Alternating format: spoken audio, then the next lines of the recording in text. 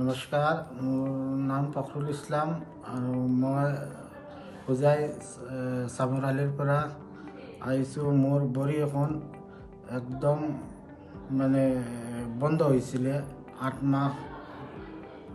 মই একো কাম চাম কৰিব পৰা নাই আৰু মই এইটো বহুত ঔষধো খাইছোঁ। তাৰপিছত মই শুনিছোঁ যোৰাবাট আৰহী হস্পিটেল এখন মোৰ দাদা এজনে কৈছে তই ইয়াত গুচি যা, আৰু মই ইয়াতে গুচি আহিছোঁ। অহাৰ পিছত এই সুদীপ মণ্ডল ছাৰ লগ পাইছোঁ আৰু ছাৰে অপাৰেশ্যনটো কৰিছে আৰু অলপ একদম কম খৰচত মোৰ অপাৰেশ্যন হৈছে। আজি 10-12 দিন হৈছে, এতিয়া মই ভালে আছোঁ আৰু